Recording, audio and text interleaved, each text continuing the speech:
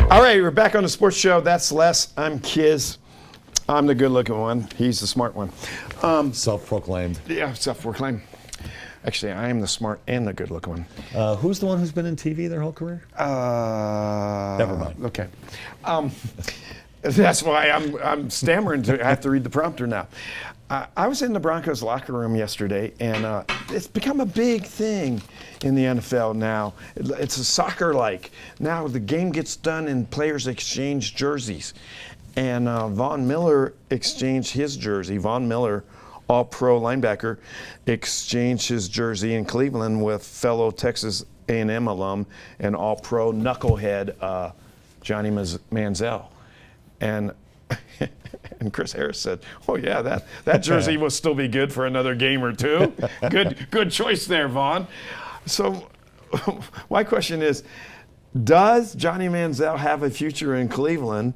And second of all, does he have a future anywhere in the NFL? No. Okay. No and no. No and no and no and no. No. And you wouldn't have swapped your jersey for a Johnny Manziel jersey either? As he was winning the Heisman, I didn't like the kid. I got it. He was a great college player. He deserved the Heisman. I wouldn't touch him with a 10-foot pole. Didn't want him back then. Didn't want him when Cleveland drafted him. Certainly don't want him. And everything I said would happen with this guy has happened. He's not a good Way to go, kid. Nostradamus. He makes really bad decisions. He's always made really bad decisions. He got caught up in all the hype and all the money. And now we realize he's got a lot of problems on and off the field. So I don't care how desperate I am for a quarterback. I'm not bringing him in. I'm not bringing him in because, A, I think he's a bad character. B, I don't think he has the refined skills to play in this league. I think he's, typical. And this has gone on forever. Good college quarterback doesn't translate to the pros. All right, we've seen it here in the last few years. True. And number three, I don't want the circus that comes with Johnny Manziel either. There is a circus that comes with him. It's not as big as the Tebow circus, but it is a circus. So I don't want him for all those reasons. I don't care how desperate I am. I'd sooner play Ryan Mallett at quarterback than Johnny Manziel.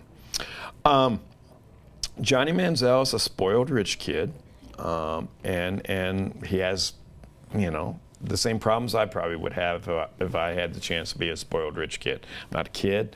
I was never rich. You are now. Not like Johnny Manziel. You're comfortable. I'm comfortable. But I did like Johnny Manziel as a college quarterback. I did wonder if it would translate, and I thought it would translate until he got hurt.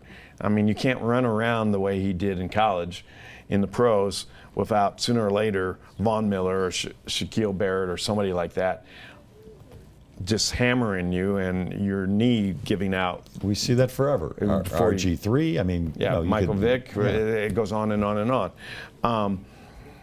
But I do think somewhere he'll get a chance to show whether he can play or not, provided that he doesn't get suspended. Hey, for a Tebow year. got 4 chances. Right. A guy who can actually throw the football is going to get at least that many chances. Right. So unless he just buries himself with the drugs and the alcohol problem. So I think he will get a chance someplace. I think he's a better quarterback than Brock Osweiler, but do you really? I don't think there's any doubt. Okay, then I have to ask this question. Right. Broncos are a pretty good organization, right? Right. They're solid. Good support systems. Right. John Elway, a former quarterback. Gary Kubiak, a former quarterback. If you like Johnny Manziel more than you like Brock Osweiler, would you bring in Johnny Manziel and hope that this support system and these quarterback mentors could turn Johnny Manziel into something and something good? I'm going to stammer and hedge the answer a little bit. I don't like the circus, and there would be a circus, and that would probably preclude me from bringing him in. But if you could get Johnny Manziel for pennies on the dollar, what did it hurt?